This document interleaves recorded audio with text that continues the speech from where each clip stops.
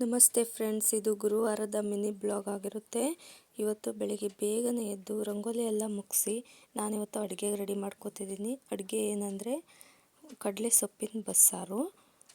ಇದಕ್ಕೆ ಬೇಳೆ ಬೇಯೋಕೆ ಹಾಕೋತಿದ್ದೀನಿ.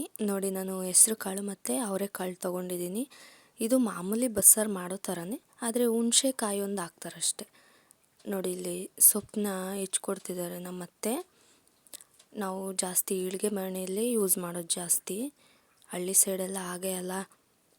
ಸೊ ಇಲ್ಲಿ ನೋಡಿ, ಈರುಳ್ಳಿ ತೊಗೊಂಡಿದ್ದೀನಿ, ಒಂದು 3 ಗಡ್ಡೆ ಈರುಳ್ಳಿ ಮತ್ತು ಹಸಿಮೆಣ್ಸಿನ್ಕಾಯಿ ಜಾಸ್ತಿ, ಬೆಳ್ಳುಳ್ಳಿ ತೊಗೊಂಡಿದ್ದೀನಿ. ನೋಡಿ, ಬೇಳೆ ಸ್ವಲ್ಪ ಬೆಂದಿದೆ, ಸೊಪ್ಪು ಹಾಕಿ ಮತ್ತು ಅದ್ರ ಜೊತೆನೇ ಹುಣಸೆಕಾಯಿನೂ ಬೇಯಿಸ್ಕೊತಿದ್ದೀನಿ. ಅದಾದಮೇಲೆ ಸ್ವಲ್ಪ ಎಣ್ಣೆ ಬಿಟ್ಕೊಂಡು ಬಾಣಲಿಗೆ ಇದನ್ನು ನೀಟಾಗಿ ಹುರ್ಕೊತಿದ್ದೀನಿ. ಎಣ್ಣೆ ಹಾಕಿ ಹಸಿರು ಮೆಣಸಿನ್ಕಾಯಿ ಮತ್ತು ಈರುಳ್ಳಿ ಎಲ್ಲ ಹಾಕ್ಕೊಂಡು ಹುರ್ಕೊತಿದ್ದೀನಿ. ಮಿಕ್ಸಿ ಮಾಡ್ಕೊಳ್ಳೋಕ್ಕೆ ತುಂಬ ಹುರ್ಕೊಂಡ್ರೆ ಏನಂದರೆ ಹಸಿ ಸ್ಮೆಲ್ಲೆಲ್ಲ ಹೋಗುತ್ತೆ, ಸಾಂಬಾರು ಸ್ವಲ್ಪ ಟೇಸ್ಟಿಯಾಗಿರುತ್ತೆ. ಸೊ ಹಾಗಾಗಿ ಹುರ್ಕೊತಿದ್ದೀನಿ. ನೋಡಿ, ಈ ಥರ ಹುರ್ಕೊಂಡಿದ್ದೀನಿ. ಒಂದು ಟೊಮೊಟೊನ ಗ್ಯಾಸಲ್ಲಿ ಹಾಗೆ ಬಿಸಿ ಮಾಡಿಕೊಂಡೆ. ಅದಾದಮೇಲೆ ಖಾರ ರುಬ್ಕೊಳ್ಳೋಕ್ಕೆ ಬೇಳೆ ಮತ್ತು ಸೊಪ್ಪು ಏನಿತ್ತು ಅದನ್ನು ತಗೋತಿದ್ದೀನಿ.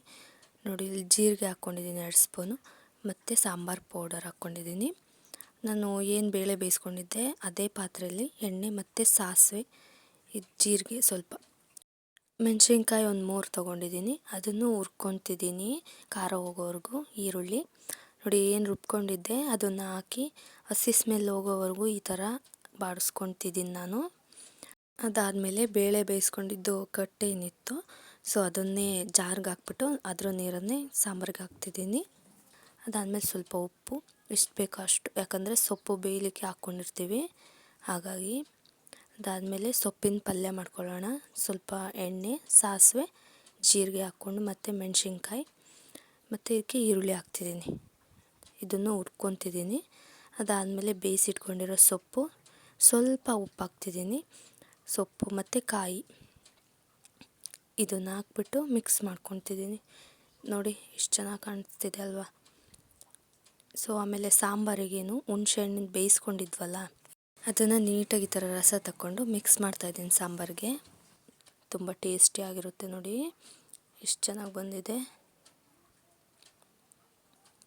ಸೊ ಸಾಂಬಾರು ರೆಡಿ ಆಯಿತು. ವಿಡಿಯೋ ಇಷ್ಟ ಆದರೆ ಲೈಕ್ ಮಾಡಿ.